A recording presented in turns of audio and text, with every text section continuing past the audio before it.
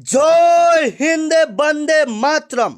आज का आपका क्लास होने वाला है नेवी एमआर के लिए और मैं कहूंगा साथियों, मैं इसका एग्जाम क्लियर कर लिया हूं तो आपको वैसे ही सवाल बताऊंगा जो सीधे 14 और 15 मई के पेपर में आपको हुबहू यही सवाल देखने को मिलेगा। मैं कहूंगा साथियों, अगर आप इसमें एक सीट पक्की करना चाहते हो, सिलेक्शन लेना चाहते हो, तो आज का यह क्लास आपके लिए सिलेक्शन वाली क्लास होगी। और आज का इस वीडियो में आपको वैसे सवाल करवाए जाएंगे जो सीधे आपके नेवी एमआर में 14 और 15 मई के पेपर में आपको देखने को मिलेगा। आज का आपका पहला प्रश्न है साथियों, रैंड किस देश की मुद्रा है? आपके पेपर में सवाल बनेगा।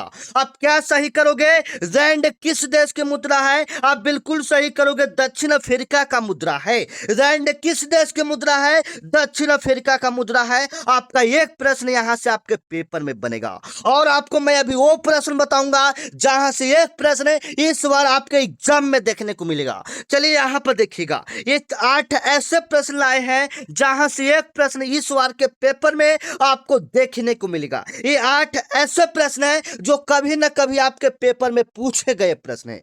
तो आप पहला बताइएगा, संयुक्त राज्य अमेरिका यूएस का मुद्रा का नाम क्या है? डॉलर। संयुक्त राज्य अमेरिका का मुद्रा का नाम क्या है? डॉलर। आप सही करोगे। जापान का दे देगा, आप अपने एग्जाम में अगर आप मान लो कि जापान का दे देगा, आप क्या सही करोगे? येन। जापान की मुद्रा का नाम क्या है? येन। यूनाइटेड किंगडम क्या नाम है? Pounded, pound sterling. चीन की मुद्रा का नाम क्या है? युआन। याद रखोगे, इंपॉर्टेंट है, आपके पेपर में बन सकता है। चीन की मुद्रा का नाम क्या है? युआन। आपका अगला, रूस की मुद्रा का नाम क्या है? रूबल। यह भी इंपॉर्टेंट है, इसको भी याद कर लोगे। मलेशिया का मुद्रा का नाम क्या है? रिंगित। वियतनाम के मुद्रा का नाम क्या है? डोंग। संयुक्त अरब अमीरात का मुद्रा का नाम क्या है? दिहरत। ये 8 ऐसे प्रश्न लाए हैं जहां से एक प्रश्न इस बार का आपके एग्जाम में फिक्स है। ऐसे तो बहुत सारे करेंसी है कंट्री का, लेकिन ये 8 प्रश्न आपको याद करना है। इसी में से कोई एक प्रश्न इस बार के पेपर में पूछे जाएंगे। आपका अगला नंबर सवाल है साथियों, देखिएगा, जो कि आपके पेपर में सवाल बनेगा। थोड़ा सा आवाज खराब है क्योंकि मैं आपको डेली 3 से 4 क्लास दे रहा हूं, तो आप आवाज पर मत जाइएगा, वीडियो को देखिए और अपना सिलेक्शन को पक्का करो, ठीक है। सफेद हाथियों का देश किसे कहा जाता है? अब बताइएगा, सफेद हाथियों का देश किसे कहा जाता है साथियों? आप बिल्कुल सही करोगे, थाईलैंड को सफेद हाथियों का देश कहा जाता है। अब मैं आपको आने वाला प्रश्न बताऊंगा जो कि सीधे आपके पेपर में बनेगा। जैसे में सफेद हाथियों का देश थाईलैंड को कहा जाता है, उसी प्रकार हजार हाथियों का देश किसे कहा जाता है? आप बिल्कुल सही करोगे, लाओस। हजार हाथियों का देश किसे कहा जाता है? लाओस को। हजार हाथियों का देश किसे कहा जाता है? लाओस को। मेरे साथ बोलिएगा, जिससे आपका ज्यादा याद होगा, आपका ज्यादा नंबर इंक्रीज होगा। थाईलैंड की राजधानी कहां है? कंट्री से भी आपके पेपर में सवाल बनेगा। थाईलैंड की राजधानी कहां है? आप बिल्कुल सही करोगे साथियों, बैंकॉक।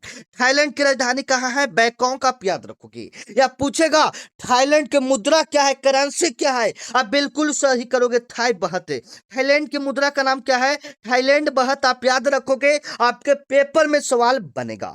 हाथियों के संरक्षण के लिए एलिफेंट योजना कब शुरू हुआ था? आपके पेपर में सवाल बनेगा। हाथियों के संरक्षण के लिए एलिफेंट योजना कब शुरू हुआ था? बिल्कुल सही करोगे साथियों, 1922 में शुरू हुआ था।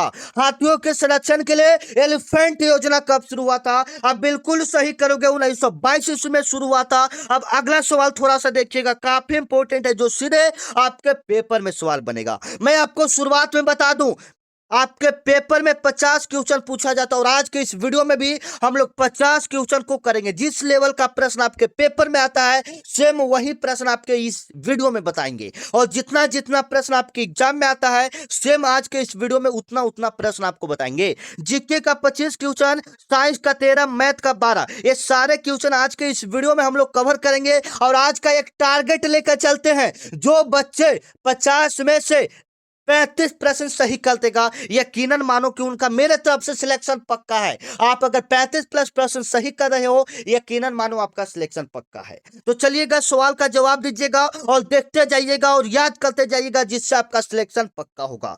भारतीय नौसेना की सबसे पहली पनडुब्बी कौन सी थी?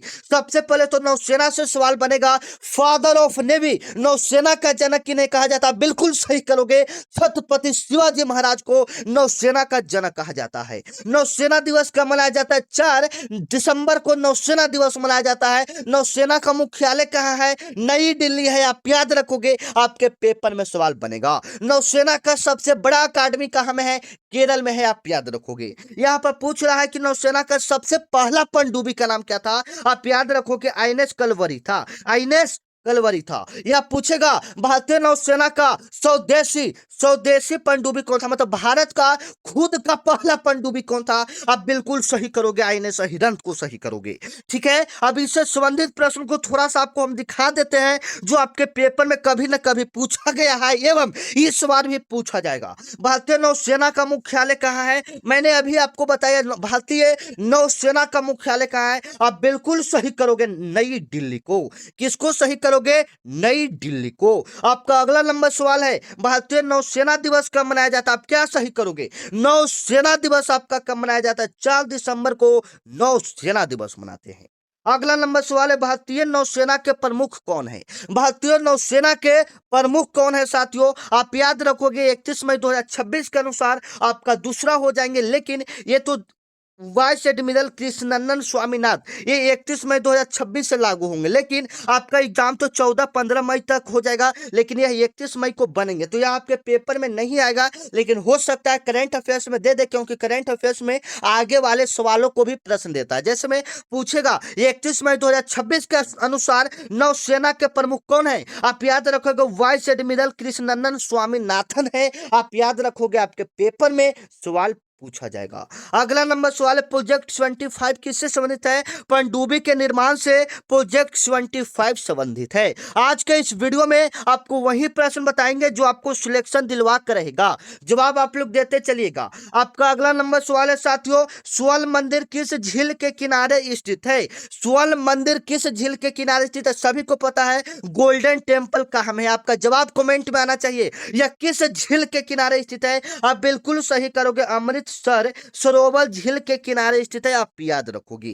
कभी कभी पूछा जाता है बुल्लट झील कहाँ है? आप याद रखोगे जम्मू कश्मीर में है। बुल्लट झील आपका कहाँ में है? जम्मू कश्मीर में है। इसे भारत की सबसे बड़ी मीठे पानी का झील कहा जाता है। भारत की सबसे बड़ी मीठे पानी का झील बुल्लट झील। और सबसे खड़े पानी का झील कौन सा हो जाएगा? चिल्का झील, जहां पर आप लोग ट्रेनिंग करने जाओगे, चिल्का झील, ये आपका ओडिशा में स्थित है। आपका अगला नंबर सवाल है साथियों, आपका जवाब आना चाहिए, आपके पेपर में सवाल बनेगा। प्रथम भारतीय महिला जो अंतरिक्ष में गई थी, सभी कोई बच्चे को होगा, कौन सी महिला थी जो सबसे पहले अंतरिक्ष में गई थी? आपका जवाब आना चाहिए, आपका कमेंट जवाब में आना चाहिए। क्या इसका राइट आंसर होगा? 4 नंबर का। बिल्कुल सारे बच्चे का राइट आंसर आ रहा है कल्पना चावला। कौन थी? कल्पना चावला, आप याद रखोगे, आपके पेपर में सवाल बनेगा। यहाँ पर कुछ इंपॉर्टेंट सवाल आपको बता देते हैं। ऐसे तो संतोष यादव जो है, ये माउंट एवरेस्ट पर 2 बार चढ़ने वाली महिला। संतोष यादव माउंट एवरेस्ट पर चढ़ने वाली 2 बार महिला है, आप याद रखोगे। पीटी उषा, इन्हें आप जानते होंगे आसानी से। चलिए यहाँ पर हम आपको पहले आने वाला प्रश्न करवा देते हैं, ठीक है। ये नेशनल पार्क यानी राष्ट्रीय उद्यान से, ठीक है, आप याद रखोगे। सबसे पहले तो सवाल बनेगा भारत का पहला राष्ट्रीय उद्यान कौन था? आप याद रखोगे जिम कॉर्बेट राष्ट्रीय उद्यान। भारत का पहला राष्ट्रीय उद्यान कौन था? जिम कॉर्बेट राष्ट्रीय उद्यान, जो कि आपका उत्तराखंड में स्थित है। जो कहां में स्थित है? उत्तराखंड में। आपका जवाब आना चाहिए। बिहू किस राज्य का प्रसिद्ध लोक नृत्य है? असम का, याद रखोगे। असम की राजधानी कहां है? दिसपुर। भारत का पहला राष्ट्रीय उद्यान कौन सा है? जिम कॉर्बेट राष्ट्रीय उद्यान। ये सब आप याद रखोगे, आपके पेपर में सवाल ये सब पूछे जाएंगे साथियों। मैं तो कहूंगा सारे प्रश्न आप याद रख लोगे, आपके पेपर में ये सारे सवाल बनेंगे, ठीक है। आपका अगला नंबर सवाल क्या है? जापान की संसद को क्या कहते हैं? क्या कहते हैं बताइएगा। जापान की संसद को क्या कहते हैं? आपका जवाब पहले आना चाहिए। आपका जवाब पहले आना चाहिए, ठीक है। आवाज थोड़ा सा ज्यादा खराब हो गया, ठीक है। तो जापान की संसद को डाइट कहा जाता है। क्या कहा जाता है? डाइट कहा जाता है। आप याद रखोगे, आपके पेपर में सवाल पूछेगा। और जापान की मुद्रा क्या होता है? येन, आप याद रखोगे। जापान की मुद्रा क्या होता है? येन, आप याद रखोगे, आपके पेपर में सवाल बनेंगे। आपका अगला नंबर सवाल को देखते हैं साथियों, बताइएगा भारत का सबसे ऊंचा जल प्रपात कौन सा? भारत का सबसे ऊंचा वाटरफॉल कौन सा है? आप बिल्कुल सही करोगे, कुंचिकल जलप्रपात, जो कि सीधे आपके पेपर में पूछा जाएगा। आप क्या ऑप्शन सही करोगे? सी ऑप्शन बिल्कुल सही करोगे। आपका भी जवाब कमेंट में आना चाहिए साथियों। विजय घाट किसका समाधि स्थल का नाम है? विजय घाट किसका समाधि स्थल का नाम है? आप बिल्कुल सही करोगे। लाल बहादुर शास्त्री के समाधि स्थल का नाम है विजय घाट। उसी प्रकार से महात्मा गांधी जी का भी याद रखिएगा, जो कि आपके पेपर में पूछा जाएगा। आपके पेपर में पूछा जाएगा शांति वन। शांति वन किस किसके समाधि स्थल को जाना जाता है? या राजघाट किसके समाधि स्थल के नाम से जाना जाता है? तो महात्मा गांधी को राजघाट होता है। ठीक है, आप याद रखोगे। ठीक है, आपके इस सारे पेपर में पूछे जाने वाले सवाल हैं। हम थोड़ा सा यहाँ पर फास्ट करेंगे क्योंकि हमको साइंस का भी प्रश्न करवाना है और मैथ का भी करवाना है। तो आप लोग जवाब फटाफट सारे प्रश्नों का जवाब कमेंट में देते चलेंगे। सार्क में कुल कितने सदस्य शामिल हैं? तो आप याद रखोगे सार्क में टोटल 8 सदस्य शामिल हैं। इसका मुख्यालय नेपाल की राजधानी काठमांडू में है। इसका स्थापना 1985 में हुआ था, आप याद रखोगे। इसका स्थापना आपका कब हुआ था? कब हुआ था बताइए तो। इसका स्थापना 1985 में हुआ था, आप याद रखोगे। आपका अगला नंबर सवाल है, भारत में पहली बार जनगणना कब शुरू हुआ था?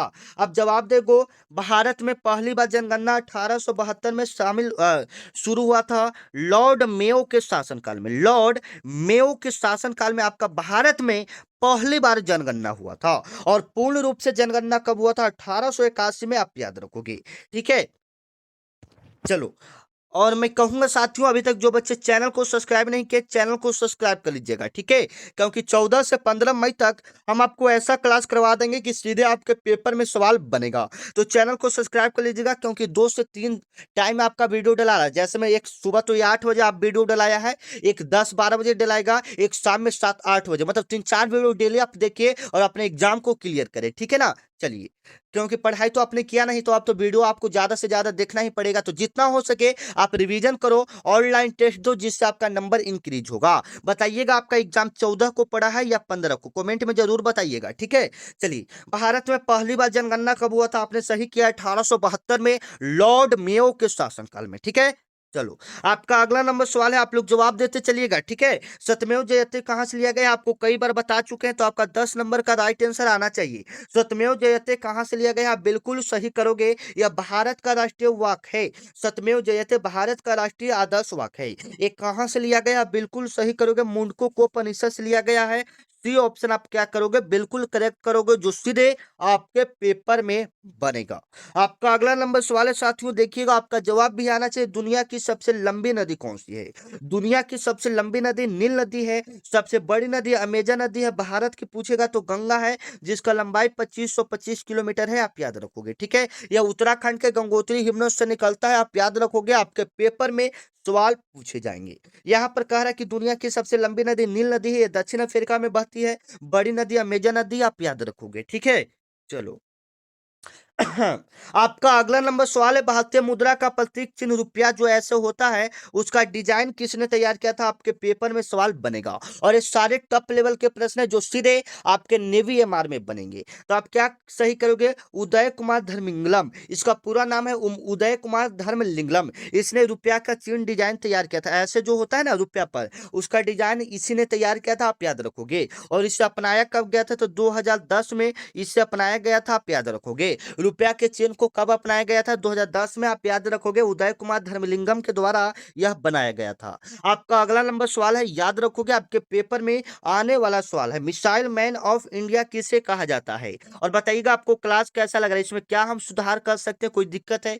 अब आज में तो थोड़ा सा दिक्कत आपको होगा, तो वो छोड़ के बताना है आपको। ठीक है, क्योंकि 3-4 वीडियो अपलोड करें तो समझ रहे हैं अब आज कैसा हो जाएगा। ठीक है, तो आप बताइएगा क्लास आपको कैसा लग रहा है, और कोई दिक्कत क्वेश्चन में या प्रश्न में कोई भी दिक्कत हो, डाउट हो, एग्जाम रिलेटेड या डॉक्यूमेंट रिलेटेड, उस पर हम एक खास वीडियो बना देंगे। कैसे आपको एग्जाम देना है, क्या क्या डॉक्यूमेंट लेकर जाना है, सारा जानकारी आपको हम दे देंगे। टेंशन लेने की कोई बात नहीं है, बस चैनल को सब्सक्राइब कर लीजिए, शाम का वीडियो आपको आ जाएगा।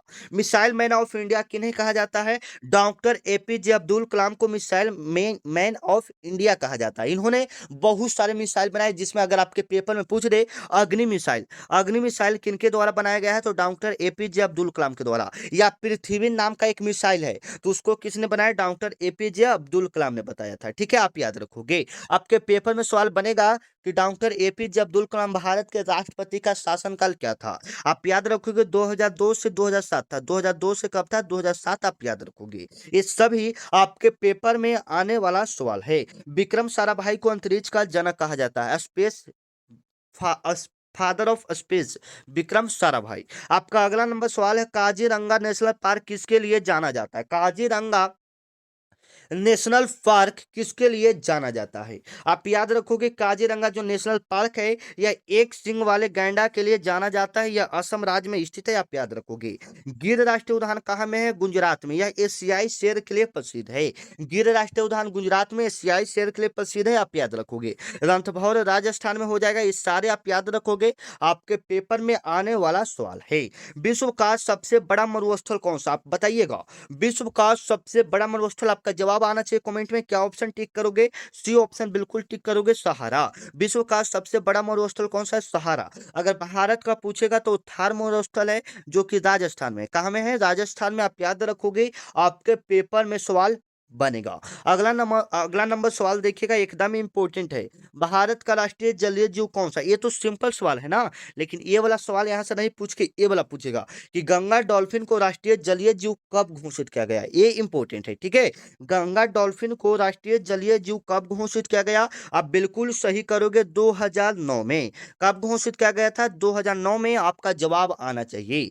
कब घोषित किया गया था? 2009 ईस्वी में। ठीक है, आपका जवाब कमेंट में आना चाहिए। गदर पार्टी का संस्थापक कौन था? बिल्कुल सही करोगे। गदर पार्टी का स्थापना लाला हरदयाल ने 1913 में फ्रांस में किया था। कहा में क्या था? फ्रांस में क्या था? आप याद रखोगे। लाला हरदयाल ने 1913 में गदर पार्टी का स्थापना 1913 में किया था, आप याद रखोगे। आपके पेपर में ये सारे आने वाला सवाल है। आपका अगला नंबर सवाल देखेंगे। विश्व बैंक, वर्ल्ड बैंक का मुख्यालय कहाँ है साथियों? आप याद रखोगे, वाशिंगटन डीसी में। वाशिंगटन डीसी ये किसका राजधानी है? आप याद रखोगे, अमेरिका का। वाशिंगटन डीसी किसका राजधानी है? आप बिल्कुल सही करोगे, अमेरिका का राजधानी है, जो सीधे आपके पेपर में सवाल बनेंगे। ठीक है, चलिए थोड़ा सा हम लोग फास्ट करेंगे, क्योंकि हमको सारे प्रश्नों को कवर करना है। बस आप लोग जवाब देते जाइएगा कमेंट में। कोई बच्चे बता सकते हैं, यहाँ से सवाल बना था। वियना का राजधानी क्या है? फ्रांस का राजधानी पेरिस हो जाएगा, आप याद रखोगे। ठीक है, फ्रांस का राजधानी क्या हो जाएगा? पेरिस। चलिए, आपका अगला नंबर सवाल है, किस विटामिन में कोबाल्ट पाया जाता है? आपका जवाब आना चाहिए। किस विटामिन में कोबाल्ट पाया जाता है? किस विटामिन में कोबाल्ट पाया जाता है? बिल्कुल सही करोगे, विटामिन बी 12 में आपका कोबाल्ट पाया जाता है। आप याद रखोगे, आपके पेपर में पूछा जाने वाला सवाल है। पूछेगा विटामिन बी 12 का रासायनिक नाम क्या होता है? साइनोकोबाल्मिन होता है। विटामिन ए का रासायनिक नाम क्या होता है? रेटिनॉल होता है, आप याद रखोगे। ठीक है, आपके पेपर में ये सारे पूछे जाने वाला सवाल है। ठीक है, ये सारे आप याद रखोगे। सनशाइन विटामिन किसको कहते हैं? विटामिन डी को। सूरज की रोशनी से कौन सा विटामिन प्राप्त होता है? विटामिन डी, आप याद रखोगे। आपके पेपर में सवाल बनेगा। आपका अगला नंबर सवाल है, भारत की सबसे बड़ी तटीय झील कौन सा? भारत की सबसे बड़ी तटीय झील कौन सा है? तो आप याद रखोगे, चिल्का झील। कौन सा झील? चिल्का झील। एक कहाँ में स्थित है? ओडिशा में। ओडिशा में। ये भारत की सबसे बड़ी खारे पानी का झील है। और आप लोग का जो ट्रेनिंग होगा, जब आप लोग एग्जाम क्वालिफाई कर लोगे, सेकंड फेज क्लियर कर लोगे, तो आपका ये चिल्का चिल्का ही जाना पड़ता है। ओडिशा में स्थित है, यहाँ पर ही आपका ट्रेनिंग होता है। बुल्लर झील कहाँ में है? तो जम्मू कश्मीर में है, आप याद रखोगे। आपके पेपर में पूछा जाने वाला सवाल है। आपका अगला नंबर सवाल है साथियों, संतोष ट्रॉफी का संबंध किस खेल से? संतोष ट्रॉफी का संबंध किस खेल से साथियों? आप बिल्कुल सही करोगे, फुटबॉल से। संतोष ट्रॉफी का संबंध किससे साथियों? फुटबॉल से। सी ऑप्शन आपका क्या होगा? बिल्कुल राइट होगा, जो सीधे आपके पेपर में सवाल बनेंगे। जैसे में और भी पूछता है, डुरंड कप किससे बनते हैं? तो डुरंड कप भी आपका फुटबॉल से, आप याद रखोगे। कोई बच्चे बता सकते हैं बैडमिंटन में कितने खिलाड़ी होते हैं? आपका जवाब कमेंट में आना चाहिए। हॉकी में कितने खिलाड़ी? ये भी जवाब आना चाहिए। सबसे ज्यादा खिलाड़ी रग्बी फुटबॉल में, कई बार आपको बता चुके हैं। वाटर पोलो में 7, पोलो में 4, आप याद रखोगे। ये सारे आपके पेपर में आने वाला सवाल है। गुगली शब्द किस खेल से संबंधित है? गुगली शब्द किस खेल से संबंधित है? आप बिल्कुल सही करोगे, क्रिकेट से। किससे संबंधित है? क्रिकेट से। आपका अगला नंबर सवाल है, बांग्लादेश की सीमा भारत के कितने राज्यों को छूती है? आप याद रखोगे, बांग्लादेश की जो सीमा है भारत के टोटल 5 राज्यों को छूता है। कितने राज्यों को छूता है? 5 राज्यों को छूता है, आप याद रखोगे, जिसमें पश्चिम बंगाल हो गया, मेघालय, त्रिपुरा, मिजोरम, असम, याद रखोगे। ठीक है। बांग्लादेश का सीमा भारत के कितने राज्यों को छूता है? 5 राज्यों को छूता है। चलो, अगला नंबर सवाल है, स्वराज मेरा जन्मसिद्ध अधिकार है, यह नारा किसने दिया था? नारा से भी आपके पेपर में सवाल बनेगा। तो स्वराज किसने दिया था? बाल गंगाधर तिलक ने दिया था। ठीक है, बाल गंगाधर तिलक ने। तो बी ऑप्शन यहाँ पर बिल्कुल टिक करोगे। ठीक है। चलो, और यहाँ पर बहुत सारे नारा भी पूछा जाता है, जैसे में महात्मा गांधी जी ने नारा दिया था, करो या मरो का, करो या मरो का। जय हिंद का नारा सुभाष चंद्र बोस ने दिया था, आप याद रखोगे, आपके पेपर में सवाल बनेंगे। आपका अगला नंबर सवाल है, यूरोपीय संघ ईयू का मुद्रा क्या है? ये भी आपके पेपर में बनेगा, आप याद रखोगे। यहाँ का जो मुद्रा हो जाएगा वह यूरो हो जाएगा। यूरोपीय संघ का मुद्रा का नाम क्या हो जाएगा? यूरो, आप याद रखोगे। अमेरिका का मुद्रा डॉलर, आप याद रखोगे। ये सारे आपके पेपर में आने वाला सवाल है। भारत के पहले चीफ डिफेंस स्टाफ कौन थे? सीडीएस, ये भी सवाल मैं आपको एक बार बता चुका हूँ। तो जनरल बिपिन रावत थे, आप याद रखोगे। बी ऑप्शन आपका क्या होगा? बिल्कुल राइट होगा। सबसे पहले यही बने थे जिनका मृत्यु विमान दुर्घटना में हुआ था, आप याद रखोगे। आपके पेपर में सवाल बनेंगे। ठीक है। चलो, तो यहाँ पर जीके के 25 क्वेश्चन को क्लियर किया, जो कि आपके सीधे आपके एग्जाम में भी आएगा, 25 क्वेश्चन आपके जीके में। ठीक है। चलिए, अब हम लोग साइंस के प्रश्न को देखते हैं। हमने टारगेट लिया 50 में 35 प्लस प्रश्न सही करने का। तो 25 में कितना सही किया वो बता दीजिए, और जब लास्ट में पूरा 50 प्रश्न होगा तो उसका भी जवाब कमेंट में दे दीजिएगा कि हाँ सर मेरा इतना प्रश्न सही हुआ। चलिए, आपका अगला नंबर सवाल है कि परमाणु के नाभि का खोज किसने किया था? परमाणु के नाभि का खोज किसने किया था? आप बिल्कुल सही करोगे, रदरफोर्ड ने किया था। जैसे पूछेगा इलेक्ट्रॉन का खोज किसने किया? इलेक्ट्रॉन का खोज किसने किया? बताइएगा कोई, बताइए, इलेक्ट्रॉन का खोज किसने किया? चैडविक ने। ये आपको याद रहना चाहिए कन्फर्म, क्योंकि यहाँ से प्रश्न आपके पेपर में पूछा जाएगा। यहाँ पर पूछेगा कि परमाणु के नाभिक का खोज रदरफोर्ड ने कब किया था? आप याद रखोगे 1911 में। कब खोज किया था? 1911 में, आप याद रखोगे। आपके पेपर में पूछा जाने वाला सवाल है, ये वाला सवाल मोस्ट इंपोर्टेंट है, आपके पेपर में बनेगा। एक लिफ्ट में बैठे व्यक्ति को अपना भार कब अधिक मालूम पड़ता है? कोई व्यक्ति अगर लिफ्ट में बैठा है तो उस व्यक्ति को अपना भार कब अधिक दिखाई देता है? तो जब लिफ्ट तेजी से ऊपर जाता है, जब लिफ्ट तेजी से ऊपर जाएगा तो उसको लगेगा कि मेरा नहीं बहुत भार है। जब लिफ्ट तेजी से ऊपर जाए, जब लिफ्ट क्या जाए, तेजी से ऊपर जाए, आप याद रखोगे। सी ऑप्शन आपका क्या होगा? बिल्कुल राइट होगा, जो सीधे आपके पेपर में सवाल बनेंगे। आपका अगला नंबर सवाल है, देखिएगा, श्वेत प्रकाश को अपने विभिन्न रंगों में अलग होने की क्रिया को क्या कहता है? मान लीजिए यहाँ से हम श्वेत प्रकाश गुजरा रहे हैं, यहाँ से अलग अलग अलग अलग अलग रंग में विभक्त हो रहा है, तो इस प्रक्रिया को हम लोग क्या कहेंगे? आपको पता होगा, वन विक्षेपण कहते हैं। क्या कहते हैं? वन विक्षेपण कहते हैं, आप याद रखोगे। और अगर यहाँ से हम लौट जाता है, यहाँ से टॉर्च मारे, इधर से लौट गया, तो इसको परावर्तन कहते हैं। क्या कहते हैं? परावर्तन। ठीक है, आप याद रखोगे। आपके पेपर में ये सारे पूछे जाने वाले सवाल है। यहाँ से पूछता है ध्यान से सुनिएगा, किस रंग का तरंगदैर्घ्य सबसे अधिक होता है? किस रंग का तरंगदैर्घ्य सबसे अधिक होता है? लाल का। सबसे कम किसका होता है? बैगनी का। सबसे कम किसका होता है? बैगनी का। आप याद रखोगे, सीधे आपके पेपर में सवाल बनेगा। किस रंग का तरंगदैर्घ्य सबसे अधिक होता है? लाल का। सबसे कम किसका होता है? बैगनी का। आप याद रखोगे, आपके पेपर में आने वाला सवाल है। चलो, पोटेशियम पर मैग्नेट के एम एनओ फोर का उपयोग किसके लिए किया जाता है? पोटेशियम पर मैग्नेट का प्रयोग किसके लिए किया जाता है? आप याद रखोगे, कीटाणुनाशक बनाने के लिए। कीटाणुनाशक बनाने के लिए पोटेशियम पर मैग्नेट का प्रयोग किससे किया जाता है? इसे लाल दवा के नाम से भी जाना जाता है। इसे किसके नाम से जाना जाता है? लाल दवा के नाम से जाना जाता है। आपका अगला नंबर सवाल है, इलेक्ट्रिक हीटर की कुंडली थोड़ा सा आवाज खराब हो गया है, ठीक है ना। इलेक्ट्रिक हीटर की कुंडली किस धातु की बनी होती है? बताइए। इलेक्ट्रिक हीटर की जो होता है कुंडली, जो हीटर का कुंडली होता है, वो किसका बना होता है? नाइक्रोम का। और जो बल्ब का टंगस्टन होता, बल्ब का जो फिलामेंट होता है वह टंगस्टन का बना होता है। ठीक है, याद रखिएगा। आपके पेपर में यही सब सवाल आएगा। और थोड़ा सा आवाज कैसे ठीक हो कमेंट में आप लोग बताइएगा, ठीक है। तब तो आपको अच्छे से क्लास आ पाएगा। कमेंट में बताइएगा आवाज थोड़ा सा कैसे ठीक होगा आपके भैया का, कमेंट में बताइए। मानव शरीर में रक्त का शुद्धिकरण कौन सा अंग करता है? मानव शरीर में रक्त का शुद्धिकरण कौन सा अंग करता है? आप याद करोगे, ब्रिक। कौन सा अंग करता है? ब्रिक। सी ऑप्शन आप क्या करोगे? बिल्कुल करेक्ट करोगे। मानव शरीर में रक्त का शुद्धिकरण कौन सा अंग करता है? ब्रिक। आपका अगला नंबर सवाल है, भारी जल का रासायनिक सूत्र क्या होता है? हैवी वाटर का रासायनिक सूत्र क्या होता है? बिल्कुल सही करोगे, D2O, जिसका पूरा नाम होता है ड्यूटोरियम ऑक्साइड। इसका पूरा नाम क्या होता है साथियों? Deuterium oxide. आप याद रखोगे, आपके पेपर में सवाल बनेगा। आपका अगला नंबर सवाल है, ध्वनि की तीव्रता किससे मापी जाती है? ध्वनि की तीव्रता डेसिबल से मापा जाता है, आप याद रखोगे। आवृत्ति का सामर्थ्य घटज होता है, विद्युत धारा का एम्पियर, ज्योति तीव्रता का कैंडेला, आप याद रखोगे। यहाँ से प्रश्न आपके पेपर में बनते हैं। आवृत्ति का सामर्थ्य घटज, ध्वनि की तीव्रता डेसिबल से, विद्युत धारा का एम्पियर, ज्योति तीव्रता का कैंडेला। आपका अगला नंबर सवाल है कि दूध की शुद्धता मापने के लिए किस यंत्र का प्रयोग किया जाता है? आपका जवाब कमेंट में आना चाहिए। दूध की शुद्धता मापने के लिए किस यंत्र का प्रयोग किया जाता है? लैक्टोमीटर का प्रयोग किया जाता है। बी ऑप्शन आपका क्या होगा?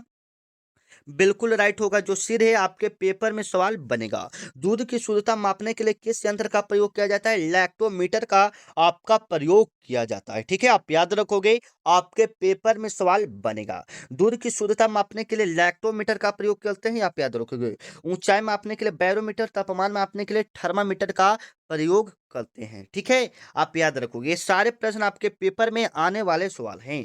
आपका अगला नंबर सवाल है कि सौर सेल सौर ऊर्जा को सीधे किस ऊर्जा में परिवर्तित करता है? जो सौर सेल होता है वह सौर ऊर्जा को सीधे किस ऊर्जा में परिवर्तित करता है? सीधे विद्युत ऊर्जा में परिवर्तित करता है। आप याद रखोगे, सी ऑप्शन आपका क्या होगा? बिल्कुल राइट होगा, जो सीधे आपके पेपर में सवाल बनेंगे। ठीक है, चलो। आपका अगला नंबर सवाल है साथियों, शुष्क बर्फ ड्राई आइस किसे कहा जाता है? आपका जवाब आना चाहिए, शुष्क बर्फ ड्राई आइस किसे कहा जाता है? आप याद रखोगे। ठोस कार्बन डाइऑक्साइड, मैं आपको कई बार बता दिया हूं, ठोस CO2 को। बी ऑप्शन इसका क्या होगा? बिल्कुल राइट होगा, जो सीधे आपके पेपर में बनेगा। आपका अगला नंबर सवाल है, पायरी हेलियोमीटर का प्रयोग किससे मापने के लिए किया जाता है? पायरियो हेलियोमीटर का प्रयोग किससे मापने के लिए किया जाता है? तो सोलर रेडिएशन को मापने के लिए किया जाता है। बी ऑप्शन आपका क्या होगा? बिल्कुल राइट होगा, जो सीधे आपके पेपर में सवाल बनेगा। आपका अगला नंबर सवाल है साथियों, देखिएगा। अगला नंबर सवाल है, मधुमेह रोग किसकी कमी के कारण से होता है? आप याद रखोगे, इंसुलिन की कमी से होता है। सी ऑप्शन आपका क्या होगा? बिल्कुल राइट होगा, जो सीधे आपके पेपर में सवाल बनेगा। यहाँ पर भी हमने जीके का साइंस का 13 प्रश्न समाप्त कर दिया। अब हम लोग आते हैं अब हम लोग मैथ के प्रश्नों में आते हैं। आप कभी मैथ में थोड़ा सा सॉल्व कर लीजिएगा। यदि किसी संख्या का 40% भाग 800 है तो 60% का क्या होगा? किसी संख्या का, संख्या हमको नहीं मालूम है तो x मान लेंगे, ये तो आपको पता होगा। किसी संख्या का, संख्या नहीं मालूम है, x का मतलब क्या होता है? गुना। 40%, तो 40/100। प्रतिशत का मतलब होता है 100। जिसके आगे प्रतिशत लगा रहेगा उसके बट्टे आप 100 कर सकते हैं। जैसे में यहाँ पर 20%, तो 20/100 आप उसको लिख सकते हैं। ठीक है ना? तो चलिए, यहाँ पर 40% है तो 40/100 बराबर में 800। बराबर में कितना हो जाएगा? 800, क्योंकि उसका भाग है 800। यहाँ से 40 से 800 कितना बार में कटेगा? 2 बार में कटेगा? नहीं, 2 बार में नहीं, 20 बार में कटेगा। ठीक है, आप याद रखोगे। अब यहाँ से क्रॉस मल्टीप्लाई करेंगे तो x बराबर 20 में 100 से गुना होगा तो 2000 आएगा। कितना आएगा? 2000। यहाँ पर 2000 आ गया तो पूछ रहा है कि 60% क्या होगा? 2000 का आपका फिर 60%, जो संख्या आया उसका फिर 60%। तो 2000 हमारा आया ना, तो 2000 का 60% का मतलब गुना 60/100। तो डबल जीरो से डबल जीरो, तो 6 दूनी 12, 1 जीरो 1 जीरो, डबल जीरो 1200 इसका राइट आंसर होगा। आप याद रखोगे, ऐसे आप प्रश्नों को सोल्व कर सकते हो। आपका अगला नंबर सवाल है, 450 रुपया में बेचने पर 10% का हानि होता है, 10% का लाभ होता है। माने 10%, 450 रुपये में अगर कोई चीज को बेच रहा है तो 10% का हानि हो रहा है, तो उसे कितना में बेचा जाए कि 10% का लाभ हो? आपके पेपर में सवाल बनेगा, आप याद रखोगे। ठीक है, इसको कैसे बनाते हैं साथियों, देखिएगा, एकदम आसान सवाल है। ठीक है, सबसे पहले तो हम इसको निकालेंगे, 10% के हानि पर निकालेंगे। ठीक है, तो देखिएगा, ध्यान से थोड़ा सा समझने का कोशिश कीजिएगा कैसे सवाल बनता है। 450 है, 10% का हानि हो रहा है, मतलब 100 में 10 कमेगा तो 90। ठीक है, 90 बट्टा बट्टा 10% का लाभ हो रहा है, 10% का क्या हो रहा है? लाभ। तो 110 हो जाएगा। यहाँ आशा करते हैं यहाँ पर आप समझ रहे होंगे। ठीक है, चलिए, यहाँ पर थोड़ा सा दिक्कत हो रहा है।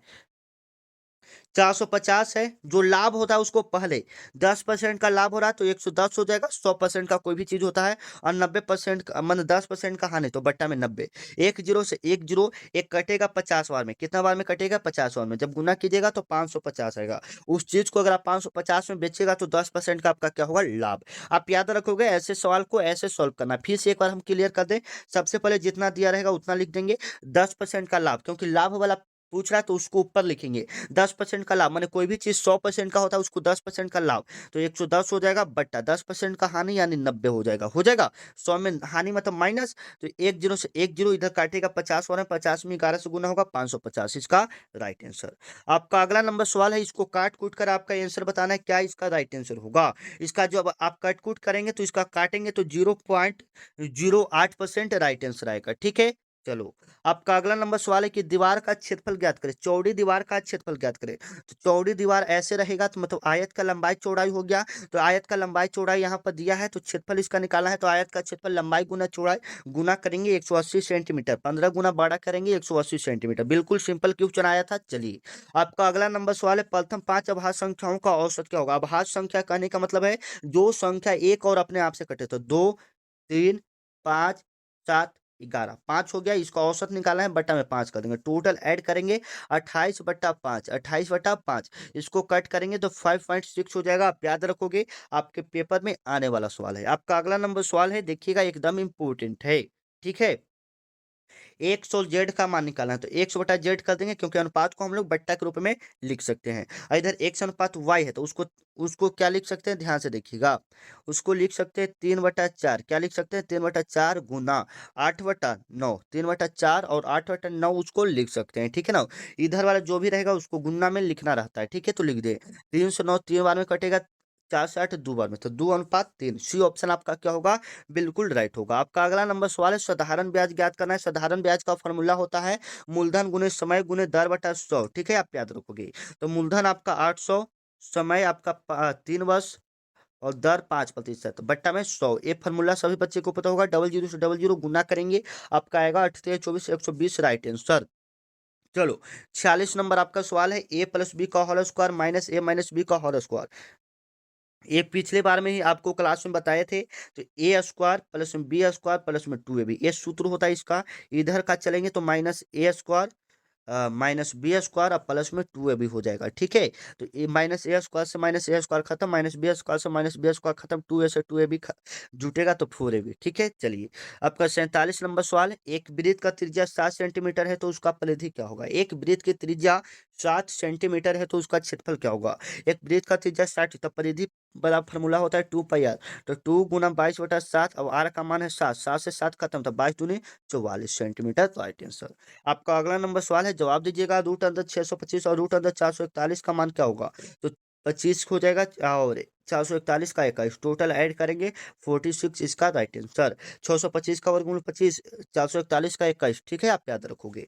मिलते हैं नेक्स्ट वीडियो में, तब तक के लिए आप स्कोर बताओगे आपका कितना स्कोर हुआ। 35 हुआ स्कोर, जोन बच्चों का 35 हुआ है उस समझिए कि उनका सिलेक्शन पक्का है। जिनका नहीं हुआ है कोशिश करो ज़्यादा से ज़्यादा नंबर इंक्रीज हो, क्योंकि एक नंबर आपका सिलेक्शन दिलाएगा। ठीक है, मिलते हैं नेक्स्ट वीडियो में, तब तक के लिए जय हिंद, वंदे मातरम। आपका स्कोर जरूर बताइएगा और जाते जाते आप लोग चैनल को क्या कर लीजिएगा, सब्सक्राइब कर लीजिएगा। जो बच्चे चैनल को सब्सक्राइब नहीं किए सब्सक्राइब कर लीजिए।